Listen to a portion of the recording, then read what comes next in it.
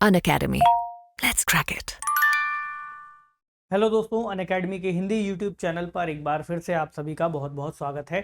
तो एनसीईआरटी की जो सीरीज़ हमने शुरू की थी उसका एक अगला अध्याय रह गया है। इस पुस्तक के अंतर्गत हमने काफ़ी सारे अध्यायों को कवर किया है और अंत में अगर आप देखेंगे तो आज के इस डिस्कशन में हम इसका अध्याय 10 और अध्याय 11 दोनों को ही कवर कर लेंगे, जिसके बाद जो कक्षा 6 की पुस्तक है वो पूरी हो जाएगी और हम उसके बाद एडवांस लेवल पर बढ़ना शुरू कर देंगे 7वीं 8वीं और उसके बाद की पुस्तकों पर। तो पिछले जो अध्याय हैं अगर आपने नहीं देखे हैं, पहली बार सेशन को देख रहे हैं, तो जाकर के आप उन वीडियोस को देख सकते हैं। उसके बाद आप यहाँ आ सकते हैं। देखिए, ये जो पुस्तक है कक्षा 6 के लिए है, इसलिए इसके जो अध्याय हैं उसमें बहुत ज़्यादा उस तरह से विस्तारित जानकारी नहीं है, लेकिन जो बेस आपको डेवलप करना है उससे जुड़ी हुई जानकारी आप यहाँ ले सकते हैं। और अगर आपका विज्ञान का बैकग्राउंड रहा है तो फिर आप इस पुस्तक को इग्नोर भी कर सकते हैं। एडवांस लेवल पर जब अगले वीडियोस आएंगे आप वहां पर भी देख सकते हैं। लेकिन अगर आप चाहते हैं कि बेसिक चीज़ों को खेल के रूप में जैसा इस पुस्तक में समझाने का प्रयास किया गया है, लगभग वैसा ही हम आज के डिस्कशन में भी रखेंगे। यानी इस पुस्तक के बाहर की बहुत सारी चीज़ों को मैं शामिल नहीं करूँगा, इसके दायरे को नहीं तोड़ूंगा। ठीक है, तो आज का जो टॉपिक है हमारा वो है चुंबकों द्वारा मनोरंजन और हमारे चारों ओर वायु, यानी अध्याय 10 और अध्याय 11। इसमें कुछ जरूरी बातें हैं, कुछ ऐसी बातें हैं जो एडवांस लेवल पर जब आप चीज़ों को पढ़ते हैं, जोड़ते हैं, तब आपको समझ में आता है कि उसकी सतह यहाँ पर निर्मित होनी थी।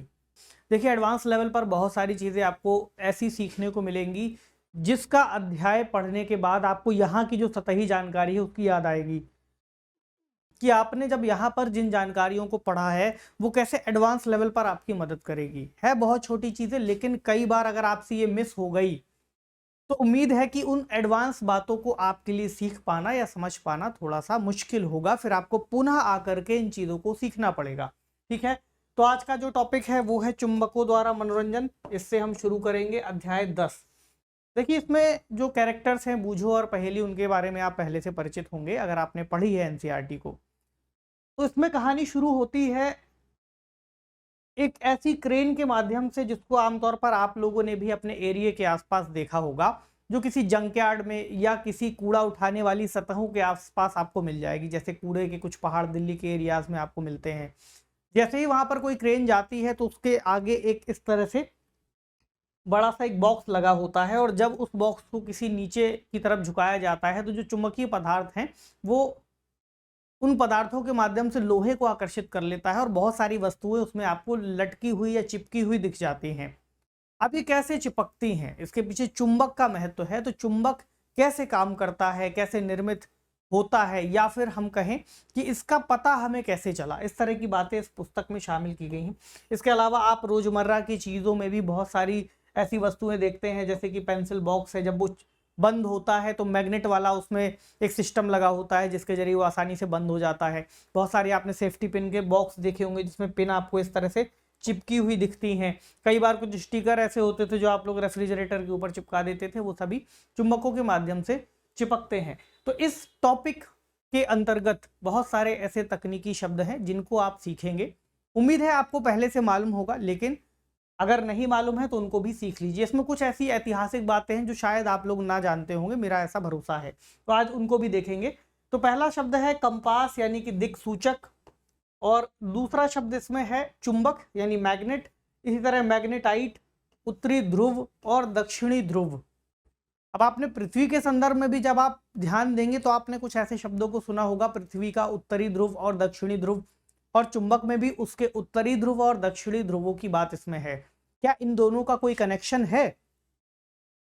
बिल्कुल है, इसको आप आने वाली क्लासेस में सीखेंगे, लेकिन शुरुआत करेंगे चुंबक से। उसके बाद फिर आप जब पृथ्वी को पढ़ेंगे या आप दूसरी क्लासेस में, ज्योग्राफी की क्लासेस में जब पृथ्वी को पढ़ते हैं, तो आप कनेक्ट कर पाएंगे कि कैसे ज्योग्राफी और साइंस का आपस में जुड़ाव है।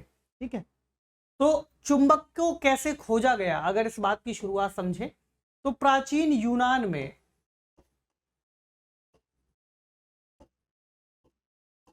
हमें एक व्यक्ति का जिक्र मिलता है किस्सों कहानियों में, जिसका नाम था मैग्नस।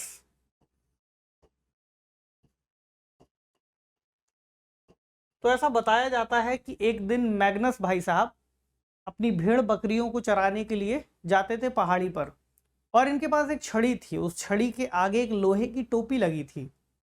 तो इसको इन्होंने क्या किया कि एक जगह पर रख दिया। जब रख दिया, थोड़ी देर बैठे रहे, भेड़ बकरियां चर ली, फिर उन्होंने उठे और अपनी छड़ी को उठाने का प्रयास किया। इनको महसूस हुआ कि इनकी छड़ी आम तौर पर जितनी हल्की थी उससे कुछ भारी महसूस हो रही है। इन्होंने जब उसको एकदम से झटके से उठाया तो इनको समझ में आया कि जो चट्टान जिस पर ये रखी थी वो इसको अपनी ओर आकर्षित कर रही थी। उसके बाद इन्हें इस बात का एहसास हुआ कि ये जो चट्टान थी इसमें कुछ ऐसे गुण थे जिसके चलते इसको प्राकृतिक चुंबक कहा गया। ठीक है, क्या कहा गया? प्राकृतिक चुंबक की भांति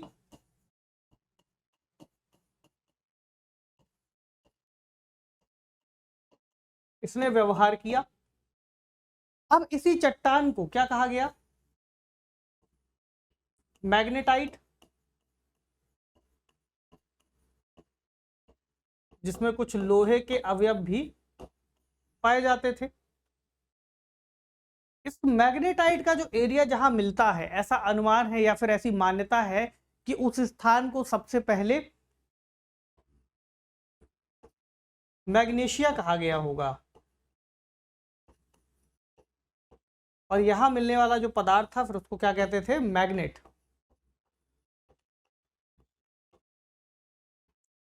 तो ये इसकी एक कहानी है जो चलती है। और अगर आज के समय आप ये ढूंढने निकलें कि चुंबक किस तरह से मिलेंगे, तो आपको चुंबक अलग अलग आकारों के दिखाई देते हैं। कुछ आपको ऐसे दिखाई देंगे जो सीधे होंगे, इनको छड़ चुंबक कहते हैं। कुछ बेलन के आकार के चुंबक, कुछ नाल के आकार के चुंबक, जैसा घोड़े के पैर के नीचे एक नाल लगाई जाती है उसके आकार के। लेकिन इन सभी चुंबकों की विशेषता एक जैसी होगी, केवल आकार के आधार पर आप इनका उपयोग अलग अलग स्थितियों में कर सकेंगे। ठीक है, अगर चुंबक के प्रभाव की बात की जाए तो आप किसी कप में, ये बेसिकली एक प्रयोग है जो इस पुस्तक में दिया गया था, इसमें क्या करेंगे, एक स्टैंड लगा करके क्लैंप में एक कप लेंगे और उसके अंदर एक चुंबक डाल देंगे। ये कप कागज का है, इसके ऊपर एक ढक्कन लगा देंगे, फिर आप नीचे धागे से एक सुई को बांध करके ऊपर छोड़ देंगे। याद रखिए कि उसकी लंबाई बहुत ज़्यादा ना हो, इतनी हो कि वो हवा में रहे। कुछ देर बाद आपको दिखाई देगा कि वो इस तरह से हवा में लटका हुआ है। तो वो दरअसल चुंबक का गुण है जिसके चलते वो लोहे को आकर्षित कर रहा है। तो अगर आपसे ये पूछा जाए कि चुंबक से जुड़े हुए ऐसे कौन कौन से पदार्थ हैं जिनको चुंबक अपनी ओर आकर्षित कर सकता है, ऐसे ही पदार्थों को चुंबकीय या अचुंबकीय पदार्थों में बांटा जाता है। यानी ऐसे वे सभी पदार्थ जिनको चुंबक अपनी ओर आकर्षित कर सकता है वो चुंबकीय पदार्थ कहलाते हैं। कुछ उदाहरण है इसके, जैसे कि लोहा, आप सबको पता होगा। दूसरा है निकेल, और तीसरा है कोबाल्ट। इस तरह के कुछ और भी पदार्थ हो सकते हैं जिनको चुंबक अपनी ओर आकर्षित करता है। तो प्राकृतिक चुंबक वह है जो प्राकृतिक रूप से मिलता है, जैसे उस चट्टान का जिक्र किया। वहीं पर अगर हम लोहे को किसी तरह से कन्वर्ट करके एक तरह का चुंबक बना दे तो उसको हम कृत्रिम चुंबक कहते हैं। अभी आगे उस पर भी बात करेंगे। तो एक प्रयोग किए गए हैं, जैसे अगर आप किसी चुंबक को लेकर के किसी रेत या मिट्टी के भीतर दबा दें और कुछ समय बाद उसको निकालें और धीरे धीरे उसमें मौजूद जो रेत है उसको झाड़ दें, तो आपको समझ में आएगा कि कुछ ऐसे छोटे छोटे कण हैं जो चुंबक के दोनों ओर चिपके हुए आपको दिखाई देते हैं। ये लोहे के सूक्ष्म कण हैं जो उस मिट्टी या उस रेत में पाए जाते हैं। तो किसी क्षेत्र में मौजूद लोहे के कणों की जानकारी भी इस चुंबक के जरिए लगाई जा सकती है।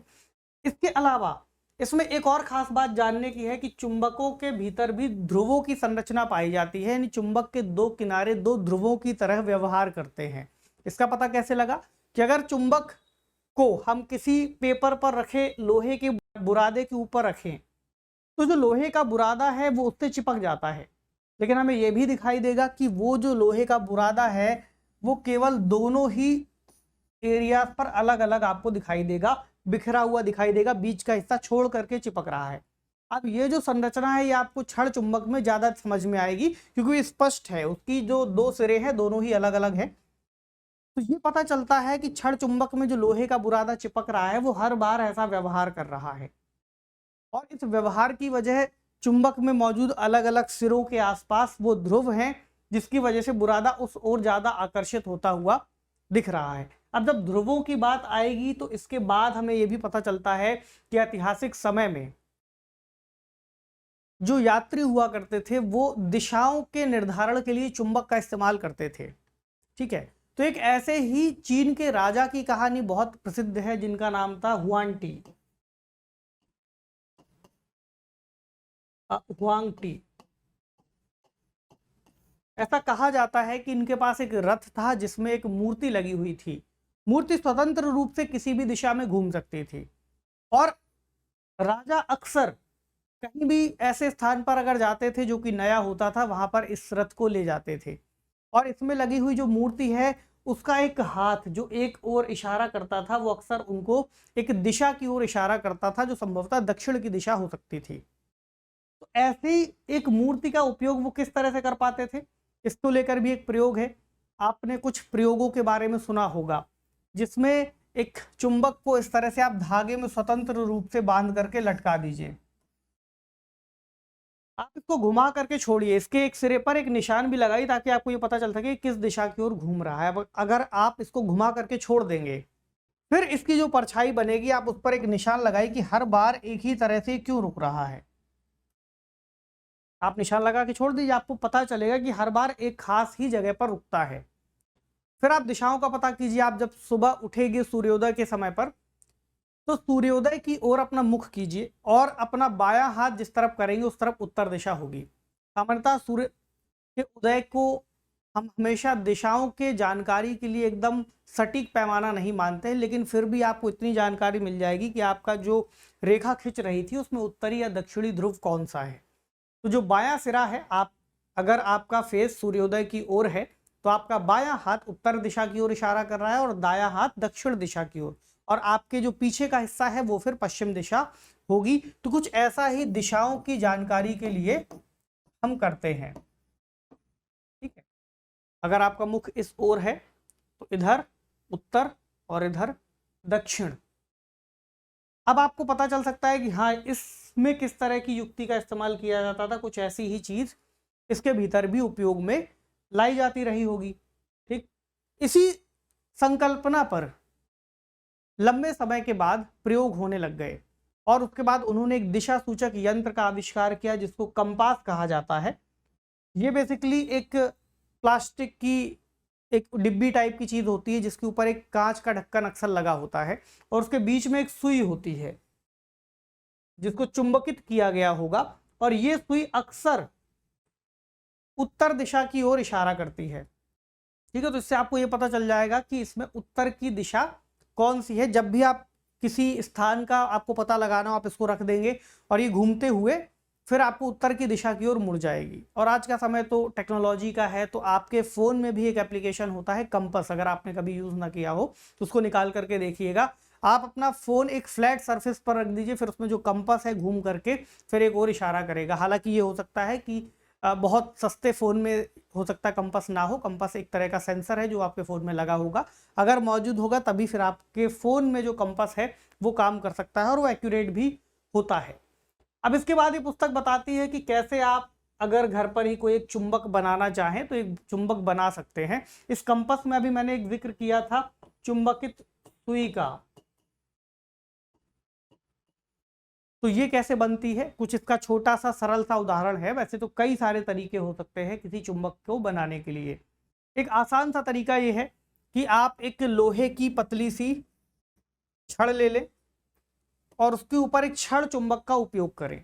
आपको मैंने बताया कि चुंबक में दो सिरे हैं, एक उत्तरी एक दक्षिणी। हालांकि आपको हो सकता है कि ना पता हो कौन सा उत्तरी है या कौन सा दक्षिणी है।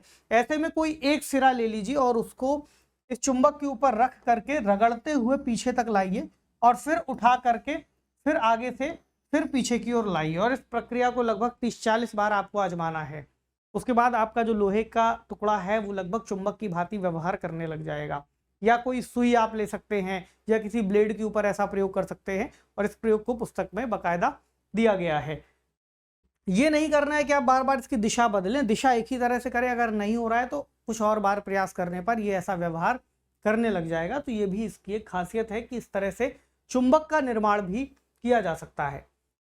इसके बाद चुंबकों को लेकर के चुंबक का आकर्षण और प्रतिकर्षण का भी एक विषय इसमें जुड़ा हुआ है, उसको भी मैं यहाँ पर पूरा कर दूं।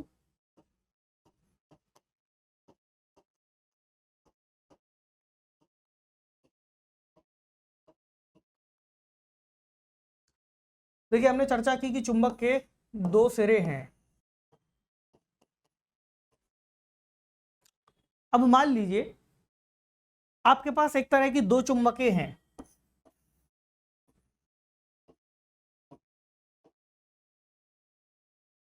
तो अब आपको ये बताना है कि नॉर्थ साउथ, साउथ और नॉर्थ, अब यह चुंबक आपस में कैसा व्यवहार करेंगे, आपस में आकर्षित होंगे या प्रतिकर्षित होंगे।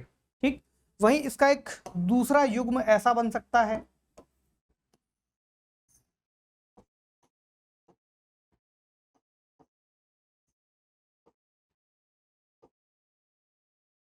अब आपको बताना है कि आकर्षित होगा या प्रतिकर्षित। तो इसमें देखिए ये जो नॉर्थ और साउथ, साउथ और नॉर्थ, यानी दो एक समान चीजें जब आएंगी तो ये आपस में प्रतिकर्षित होंगी, चिपकेंगी नहीं, दूर भागेंगी।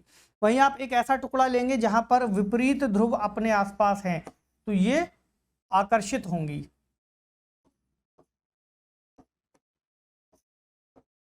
ठीक है, इस बात को याद रखिएगा, जो समान ध्रुव हैं वो एक दूसरे के विपरीत जाएंगे, प्रतिकर्षित होंगे, और जो विपरीत ध्रुव हैं वो आकर्षित होंगे।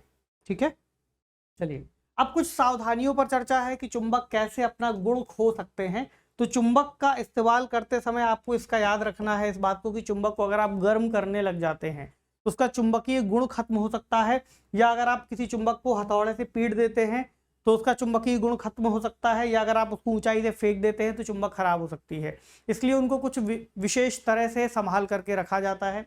जैसे कि एक चुंबक में बीच में मान लीजिए कोई छड़ चुंबक है, उसके बीच में लोहे का यहाँ पर एक पतली सी पट्टी लगा सकते हैं और बीच में एक लकड़ी की प्लाई लगा सकते हैं, तो ये अपना चुंबकीय गुण को बनाए रखेगा। इसी तरह अगर आपके पास नाल चुंबक है तो उसमें नीचे एक लोहे का टुकड़ा लगा करके चिपका करके रख सकते हैं। इसके अलावा कुछ और सावधानियां ये बताई गई हैं कि चुंबक को आप ऐसे इलेक्ट्रॉनिक उपकरणों के पास ना ले जाएं, जैसे टेलीविज़न है या आपका मोबाइल फ़ोन है या आपका लैपटॉप है या आपका सीडी प्लेयर है। हालांकि सीडी प्लेयर आज के समय होते नहीं है, तो मेन चीज़ मोबाइल फ़ोन है, तो उसके आसपास ना ले जाएं। और चुंबकों से जुड़े हुए कुछ जो विशेष गुण है वो इस टॉपिक में हमने डिस्कस कर लिए। अब देखते हैं इससे जुड़े हुए कौन कौन से प्रश्न है। बेसिकली यहाँ पर सारांश है, जो बातें हमने डिस्कस की हैं वो आपके सामने है। जैसे मैग्नेटाइट क्या है, एक प्राकृतिक चुंबक है। चुंबक लोहा, निकल, कोबाल्ट जैसे कुछ पदार्थों को आकर्षित करता है और ऐसे पदार्थों को चुंबकीय पदार्थ कहते हैं। जो पदार्थ चुंबक से आकर्षित नहीं होते वे अचुंबकीय कहलाते हैं। प्रत्येक चुंबक के दो ध्रुव होते हैं, कौन कौन से, उत्तरी ध्रुव तथा दक्षिणी ध्रुव। स्वतंत्रता पूर्वक लटकाने पर चुंबक सदैव उत्तर दक्षिण दिशा में आकर रुकता है। दो चुंबकों के असमान ध्रुव एक दूसरे को आकर्षित करते हैं, जबकि समान ध्रुवों में परस्पर प्रतिकर्षण होता है। तो ये कुछ ऐसी भी बातें हैं जो आप डेली यूज में इस्तेमाल कर सकते हैं। आप कहीं फंस जाएं, आप किसी तरह से चुंबक के जरिए दिशा को जान सकते हैं, अगर आपके पास ऐसा कोई उपकरण है। लेकिन आज के समय ये सब चीज़ें इतनी उपयोगी नहीं है, लेकिन फिर भी अगर आप समझें तो चुंबक का इस्तेमाल आज भी बहुत सारे उपकरणों में किया जाता है। और चुंबक के ही गुणों को फिर विकसित करके आज के समय जो आप एडवांस टेक्नोलॉजी में जाते हैं, जैसे आप मैगलेव ट्रेन का नाम सुनते हो, मैग्नेटिक लेविटेशन के माध्यम से, जो बहुत तेज गति से चलती है क्योंकि उसमें घर्षण नहीं होता, वो भी चुंबकों के गुणों के माध्यम से ही उसको हवा में टांगा जाता है। तो अब आप एक अंदाजा ये भी लगा सकते हैं कि अगर ये पटरी है और आपकी ये ट्रेन हवा में इस तरह से रुकी हुई है, तो इसके बीच में किस तरह से चुंबकों का जो अरेंजमेंट है वो किया गया होगा, किस तरह से प्रतिकर्षित हो रहे हैं। अगर इसको उल्टा कर दिया जाए तो ट्रेन झट से रुक जाएगी, गिर जाएगी अपनी जगह पर।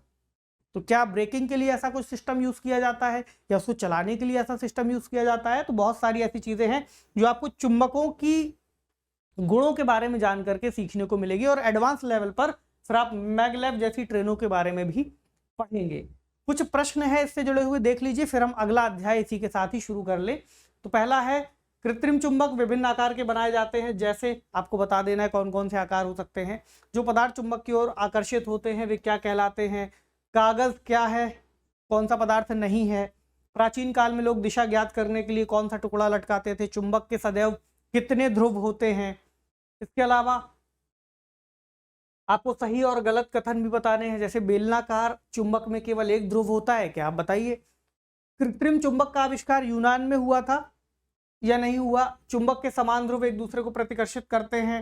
इसी तरह छड़ चुंबक सदैव उत्तर दक्षिण को दर्शाता है। रबड़ एक चुंबकीय पदार्थ है, केवल आप इसका अभ्यास कर लीजिए, आप बेसिकली ये समझ जाएंगे कि आपको कहाँ पर यस करना है, कहाँ पर नो, और बहुत ईजी है, इसको फन टास्क के रूप में भी कर सकते हैं। इसके अलावा यह देखा गया है कि पेंसिल के छिलक यानी शार्पनर प्लास्टिक का बना होता है, फिर भी ये चुंबक के दो ध्रुवों से चिपकता है। उस पदार्थ का नाम बताइए जिसका उपयोग इसके किसी भाग को बनाने में किया गया है।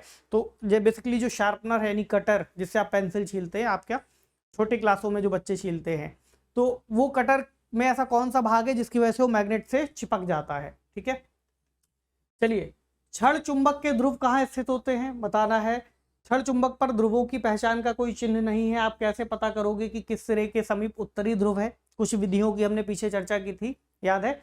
आपको एक लोहे की पत्ती दी गई है, आप इसे चुंबक कैसे बनाएंगे? देखिए कितना इंटरेस्टिंग सवाल है। अभी हमने पीछे आपको बताया था कि लोहे को चुंबक आप कैसे बना सकते हो सकता है छोटे में आपने बनाया भी हो। दिशा निर्धारण में कंपास किस प्रकार का प्रयोग दिशा निर्धारण में कंपास का किस प्रकार प्रयोग होता है, ये बता देना है। ठीक है, चलिए अब आते हैं हमारी अगली पुस्तक पर, जो है हमारे चारों ओर वायु। और इस अध्याय को करने के बाद 6वीं क्लास की जो एनसीईआरटी है वो समाप्त हो जाएगी। फिर हम अगले सेशन में इसकी अगली पुस्तक के साथ हाजिर होंगे जो 7वीं कक्षा की होगी। उसमें भी आप ये बात ध्यान में रखिएगा कि इसमें बहुत सारे अध्याय जो आपने पढ़े हैं वो सकता है रिपीट होंगे, उसके बाद की कक्षाओं में भी रिपीट होंगे, लेकिन उसमें आप एडवांस लेवल पर बढ़ते चले जाएंगे और आपका रिवीजन साथ के साथ होता रहेगा। तो अब ये जो पुस्तक है हमारे चारों ओर वायु, ये हमें बताती है कि आखिरकार हम सभी इस पृथ्वी पर मौजूद हैं और सांस की प्रक्रिया से जुड़ते हैं। हम सांस लेते हैं, लेकिन क्या हमने अपने आसपास वायु को देखा है? वायु को हमने नहीं देखा, तो फिर हम कैसे मान सकते हैं कि हमारे चारों ओर वायु मौजूद है? और वायु आखिरकार होता क्या है? वायु जैसा शब्द आखिर हमारे चारों ओर क्यों आया? तो इसका एक जवाब ये निकलता है कि कई सारे ऐसे अनुभव हैं जिसके चलते हम ये मान सकते हैं कि हमारे चारों ओर वायु मौजूद है। जैसे कि आप देखिए कि जब हवा चलती है तो पेड़ों की पत्तियां हिलती हैं, हवा के माध्यम से आप पतंग उड़ा सकते हैं। ठीक है, हवा जब तूफानों के रूप में चलती है तो बहुत सारी चीजें उड़ जाती हैं। तो आपको क्या लगता है कि सब कैसे होता है? जब आपके चारों ओर वायु है तभी तो ये हो पा रहा है। इसी तरह जब आप कपड़े बाहर तार में सूखने के लिए डाल देते हैं तो हवा के चलने से भी वो सूखने में उनको मदद मिलती है। ठीक है, इसके अलावा अगर आपने कभी छोटे में फिरकी बनाई हो कागज की, कुछ इस तरह की, तो आपको दिखाई देगा कि जब आप इसको हवा की ओर करते हैं तो फिर ये घूमने लग जाती है, और अगर आप पीछे की ओर खींचे तो अलग तरह से घूमने लग जाती है। तो इतना आभास होता है कि हमारे चारों ओर वायु मौजूद है। तो आज के इस डिस्कशन में बहुत सारी ऐसी बातें हैं जो हमें सीखनी है। जो प्रमुख शब्द हैं जैसे वायुमंडल क्या है, कार्बन डाइऑक्साइड क्या है, वायु की संरचना किस तरह से बनती है, ऑक्सीजन क्या है, नाइट्रोजन क्या है, धुआं किसे कहते हैं, पवन चक्की किसे कहते हैं, जलवाष्प का क्या वायु में कोई योगदान है, तो वायु के संघटक कौन कौन से हैं। हालांकि छोटी पुस्तक है, छोटे क्लास की, इसलिए इसमें बहुत गहराई से चीज़ों को नहीं दिया है, लेकिन फिर भी मैं आपको एक लिस्ट दे दूंगा जिसमें वायु का जो कंपोजिशन है वो मिल जाएगा। तो पहला ये सवाल है, क्या हमारे चारों ओर हर जगह पर वायु उपस्थित है? तो हमें इसका आभास अपने अनुभव के जरिए होता है कि हाँ वायु मौजूद है। क्योंकि वायु एक पारदर्शी पदार्थ है इसलिए हमें डायरेक्टली आंखों से नहीं दिखाई देती कि हम वायु को देख सके। हालांकि ये जरूर है जब उसमें धूल का मिश्रण कुछ ज़्यादा मिल जाए तो हम धूल के कणों के रूप में उसको देख सकते हैं। जब आपने आंधी और तूफान में किसी मैदान में खड़े होकर के अगर देखा हो कि बहुत तेज धूल उड़ रही है तो आप कह सकते हैं हवा बहुत तेज चल रही है और जो साथ में धूल को उड़ा करके ले जा रही है। तो उसका जब कंपोजिशन धूल के साथ बहुत ज़्यादा गाढ़ा हो जाएगा तब आपको हवा धूल के रूप में दिखने लगेगी, अन्यथा आपको हवा नहीं दिखाई देगी। आपने ये देखा होगा वात सूचक यंत्र, इसको लगाया जाता है कि कई क्षेत्रों में पहले भी लगाया जाता था। तो जिस ओर हवा का बहाव होता है ये उस ओर इशारा करने लगता है। ये बेसिकली इस तरह के खंबे में लगा होता है और घूम सकता है चारों दिशाओं में, ठीक है, गोल गोल, और इतना हल्का है कि हवा के जरिए घूम सके। तो ये जिस दिशा की ओर हो समझ जाए कि हवा की दिशा वो है, और अगर ये गोल गोल घूम रहा हो तो हवा बार बार अपनी जगह को या अपनी दिशा को परिवर्तित कर रही है। अब एक और प्रयोग इसमें दिया है कि अगर आपको ये पता करना हो कि वायु है या नहीं तो आप एक खाली बोतल ले लीजिए और उसको एक पानी से भरे हुए टब में उल्टा करके सीधा अंदर की ओर डाल दीजिए, कुछ इस तरह से। तो आपको दिखाई देगा कि पानी इस बोतल के अंदर नहीं जा रहा। अगर आपने ऐसे प्रयोग किए हो छोटे में, मेरे ख्याल से किए होंगे। उसके बाद अगर आप इस बोतल को थोड़ा सा तिरछा करते हैं तो पानी अंदर की ओर भरने लगता है और उससे आपको बुलबुले उठते हुए दिखते हैं। तो ये जो बुलबुले हैं ये असल में हवा की वजह से ही था। जो हवा उसके अंदर भरी थी भले ही हमें नहीं दिख रही थी, लेकिन अब जब तक हवा भरी थी तब तक पानी अंदर नहीं जा रहा था। अब आपने उसको एक ऐसा मोमेंटम दे दिया है कि वो पानी उसके भीतर भरना शुरू हो गया है और जो हवा का हिस्सा था वो बाहर निकलने लग गई है और अब उस स्थान पर पानी भर जाएगा। ठीक है, तो ये पता चलता है कि हाँ, हमारे चारों ओर वायु मौजूद है। और अगर आप बाहर की ओर निकलेंगे यानी पृथ्वी की सतह को देखेंगे तो सतह से कुछ किलोमीटर की ऊंचाई तक एक वायुमंडल मौजूद है पृथ्वी में। तभी अक्सर आप देखते हैं कि जो पर्वतारोही है अगर वो पर्वत की ओर चढ़ना शुरू करते हैं तो ऊपर की ओर जाने पर वायु पतली हो जाती है, तभी वो अपने साथ ऑक्सीजन का सिलेंडर लेकर के जाते हैं। ठीक है, आपने ऐसा देखा होगा जब भी कोई व्यक्ति पहाड़ों को चढ़ने के लिए जाता है या माउंट एवरेस्ट की कई लोग चढ़ाई करते हैं, बहुत सारी पृथ्वी में ऊंची ऊंची चोटियां मौजूद है जहां पर एडवेंचरस टूरिज्म के लिए बहुत सारे लोग जाते हैं, तो वो अपने पीछे एक सिलेंडर लेकर के जाते हैं, आपने देखा होगा। तो वो इसीलिए लेकर के जाते हैं कि जैसे आप ऊंचाई की ओर बढ़ने लग जाएंगे तो वायु की सघनता सबसे ज्यादा सतह की ओर होती है, उसके बाद ऊपर की ओर जाने पर वायु की सघनता कम होने लग जाती है और जो भारी गैसें हैं जैसे ऑक्सीजन है वो धरती की ओर बैठी रहती है। इसलिए वहां जाने पर आपको ऑक्सीजन की आवश्यकता पड़ती है और इसके लिए आप सिलेंडर लेकर के जाते हैं। तो एक सवाल ये होता है कि वायु आखिरकार किससे बनी है। 18वीं शताब्दी तक लोग ये मानते थे कि वायु दरअसल एक ही तरह का पदार्थ है जिसका हम लोग उपयोग कर रहे होते हैं, लेकिन उसके बाद जैसे जैसे प्रयोग आगे बढ़े तो ये पता चला कि वायु की संरचना अपने आप में काफ़ी जटिल है, जिसमें कई सारी गैसेस, जलवाष्प, धूल के कण और धुआं जैसी चीज़ें मिक्स हो जाती हैं। तो इसमें अगर आप देखेंगे तो आपको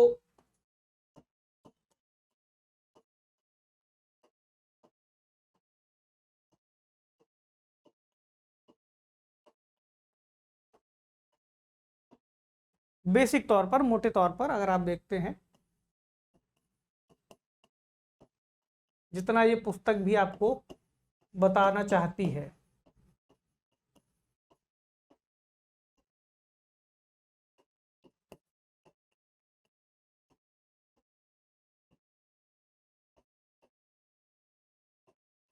आपको कुछ इतना कंपोजिशन दिखाई देता है। कुछ अन्य गैसेस भी होती हैं,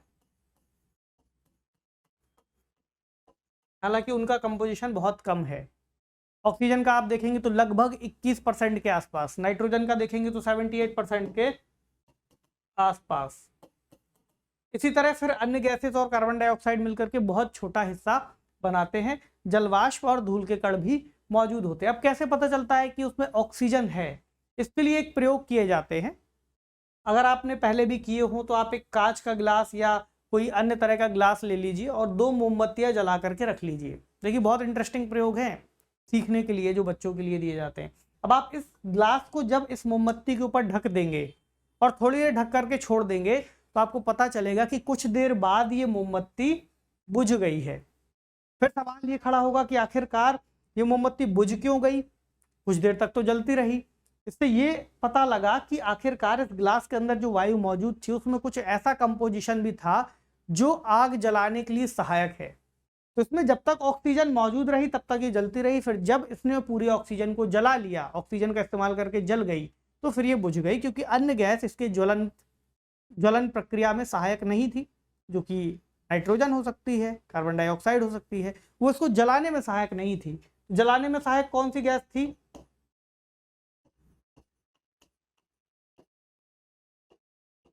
ऑक्सीजन। ये पता चलता है कि ऑक्सीजन की मौजूदगी से गैस यानी गैस का इस्तेमाल करके कोई दहन का कार्य यानी ज्वलन का कार्य हो सकता है। ठीक, दूसरा इसमें यह पता चला कि कुछ ऐसी भी गैस है जो जलने में सहायक नहीं है, यानी नाइट्रोजन। पीछे कई बार आपने ये महसूस किया होगा कि जब आप अपने घरों में कोई अलाव जलाते हैं या कमरा अगर बंद हो तो वहां पर सांस लेने में दिक्कत होने लग जाती है, क्योंकि वहां पर कार्बन डाइऑक्साइड की मात्रा बढ़ जाती है। इसलिए ऐसा कहा जाता है कि फसलों से प्राप्त होने वाले अवशेषों को जलाना नहीं चाहिए, क्योंकि वायुमंडल में कार्बन डाइऑक्साइड का जो कंपोजिशन है या उसकी मात्रा है वो बढ़ जाती है। इसी तरह आपने देखा होगा कि जलवाष्प भी मौजूद होती है।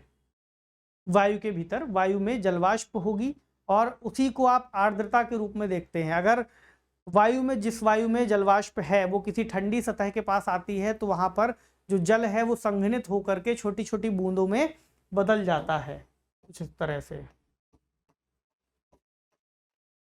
यही जो छोटी छोटी बूंदें जलवाष्प की वजह से ये बनती हैं। इसी तरह इसमें धूल के कण भी मौजूद होते हैं।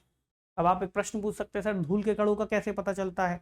अगर बहुत सारी आंधी चल रही है फिर तो दिख रहा है, लेकिन उसका भी एक प्रयोग है। जैसे आप किसी बंद कमरे में किसी एक छोटे से झरोखे से जहां से धूप की एक किरण आ रही है उसको देखें तो आपको इस तरह से वो दिखाई देती है। मुझे उम्मीद है आप लोगों ने कई बार इसको देखा भी होगा छोटे में। और इसमें यहाँ पर आपको बहुत सारे जो धूल के कण है वो इधर उधर तैरते हुए दिखाई देते हैं, और ये सिर्फ उतने ही एरिया में दिखते हैं जितने में आपको धूप का वो पुंज दिख रहा हो, अन्यथा नहीं दिखेंगे, बाकी एरिया में आपको नहीं दिखेंगे। तो आप कई बार चकित होते हैं, यार यहाँ पर इतनी ज्यादा धूल के कण थे और इनको हम बराबर सांस के जरिए अंदर खींच रहे हैं। बिल्कुल खींच रहे हैं।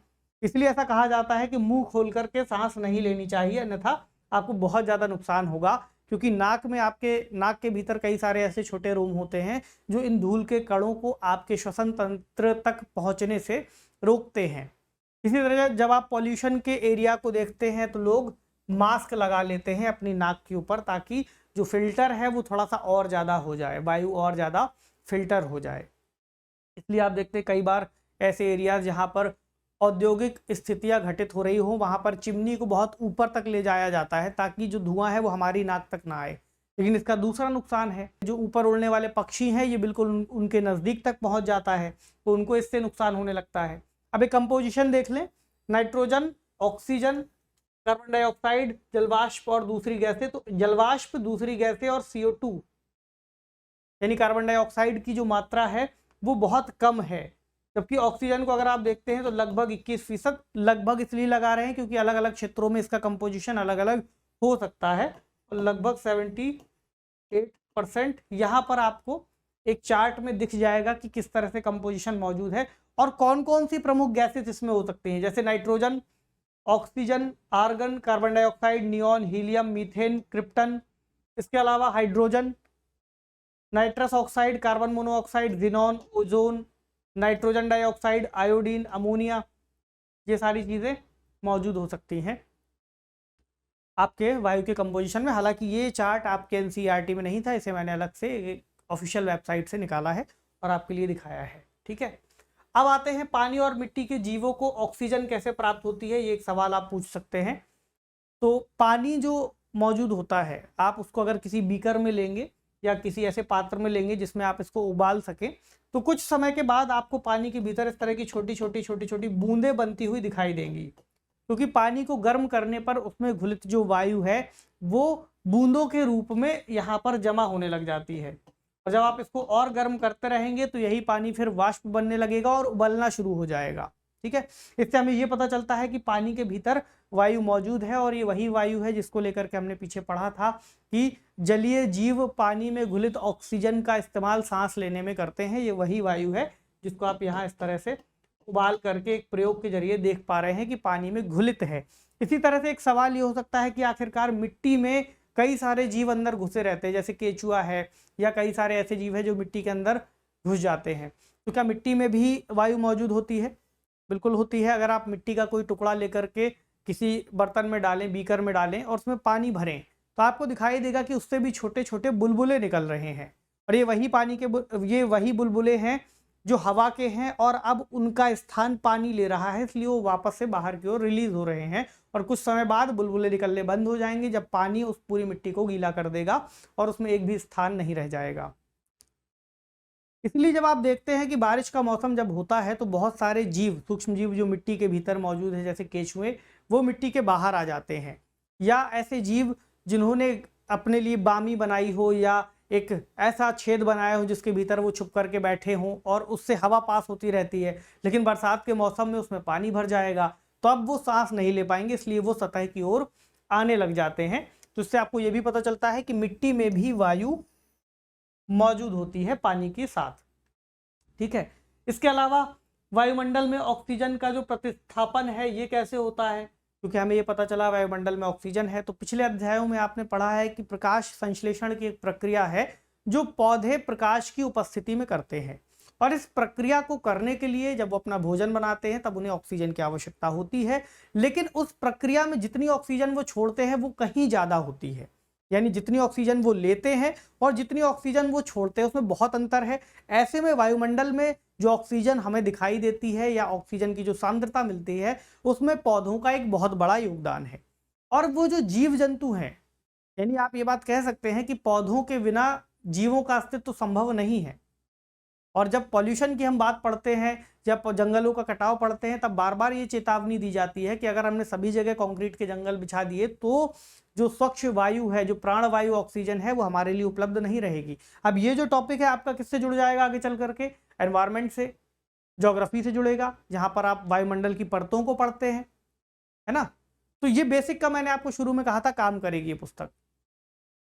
तो प्रकाश संश्लेषण की प्रक्रिया में पौधे ऑक्सीजन को वापस वायुमंडल में छोड़ते हैं और जो जीव हैं वो उनका इस्तेमाल करते हैं और वो कार्बन डाइऑक्साइड रिलीज करते हैं। तो एक संतुलन बना रहता है, ठीक है। इसके वजह से आपको ऑक्सीजन बराबर मौजूद दिखाई देती है।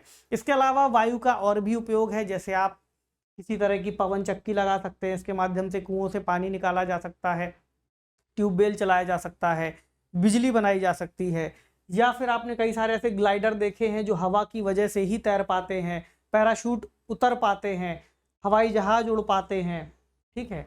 तो ऐसी बहुत सारी चीज़ें हैं जो वायु की वजह से संभव हो पाती है। जल चक्र में वायु का विशेष महत्व है, जीवों के जीवित रहने के लिए वायु का विशेष महत्व है। हमारे जो चारों ओर वायु है वो उस अध्याय में इसीलिए चर्चा की गई है कि उसका कितना महत्व है। जब आप यहाँ से छोटी छोटी बेसिक चीज़ों को सीखेंगे तभी आप एक बड़ा नोट उस पर लिख पाएंगे कि कितनी छोटी चीज़ें मिलकर के एक बड़ी चीज़ को निर्मित करती है, एक पूरी लाइफ के स्ट्रक्चर को निर्मित करती है, और वायु के प्रदूषित होने से कितने ज़्यादा नुकसान उठाने पड़ सकते हैं पूरी मानव सभ्यता को। तो अब इस पुस्तक का जो सारांश है वो भी देख लें। जैसा हमने पिछले वाले का देखा, वायु प्रत्येक स्थान पर मिलती है, हम वायु को देख नहीं सकते लेकिन इसे अनुभव कर सकते हैं। गतिशील वायु को पवन कहते हैं। वायु जगह घेरती है, ये मिट्टी जल में उपस्थित होती है। इसमें कौन कौन से घटक हैं वो यहाँ दिए हुए हैं। ऑक्सीजन जलने में सहायक है तथा श्वसन के लिए जरूरी है। वायु की वह परत जो पृथ्वी को घेरे हुए है उसे वायुमंडल कहते हैं। पृथ्वी पर जीवन के लिए वायुमंडल आवश्यक है। जलीय प्राणी श्वसन के लिए जल में घुली वायु का उपयोग करते हैं और वायु से ऑक्सीजन तथा कार्बन डाइऑक्साइड को आदान प्रदान के लिए पौधे तथा जंतु एक दूसरे पर निर्भर होते हैं। ये यहाँ तक क्लियर है। अब कुछ अभ्यास प्रश्न दिए हैं, जल्दी से इनको कर लीजिए, फिर ये वाला जो चैप्टर है ये भी पूरा हो जाएगा। वायु के संघटक क्या है, इनको जरूर लिखिएगा। एक पेपर ले लीजिए ब्लैंक पेपर, और उसमें लिखना शुरू कर दीजिए कि वायु के कंपोजिशन में कौन कौन सी चीजें। बहुत सिंपल है। वायु की कौन सी गैस श्वसन के लिए आवश्यक है। आप कैसे सिद्ध करेंगे कि वायु ज्वलन में सहायक होती है, जो प्रयोग अभी हमने पीछे आपके साथ डिस्कस किया। आप कैसे दिखाएंगे कि वायु जल में घुली होती है, इसका भी प्रयोग आपने पीछे देखा। रुई का ढेर जल में क्यों सिकुड़ जाता है, ये बताइए। पृथ्वी के चारों ओर की वायु की परत क्या कहलाती है। हरे पौधों को भोजन बनाने के लिए वायु के अवयव की आवश्यकता पड़ती है और किस अवयव की पड़ती है बताना है, ठीक है। इसी तरह वायुमंडल में गैसों के आदान प्रदान में पौधे तथा जंतु एक दूसरे की किस प्रकार सहायता करते हैं। ये कुछ बेसिक चीजें हैं, बेसिक सवाल है, आप इनके उत्तर दे सकते हैं। और ये दोनों ही अध्याय इसके साथ आपके पूरे हो गए हैं। आपसे मिलेंगे अब अगली पुस्तक के साथ। कक्षा 7 की पुस्तक होगी, उसमें जो भी महत्वपूर्ण अध्याय हैं जो आपके लिए आवश्यक होंगे उनको हम डिस्कस करेंगे, ठीक है। तो पढ़ते रहिए, अपना खूब सारा ख्याल रखिए। अगर इस चैनल पर नए हैं तो इसको लाइक, शेयर और सब्सक्राइब कर सकते हैं। पढ़ते रहिए, शुक्रिया।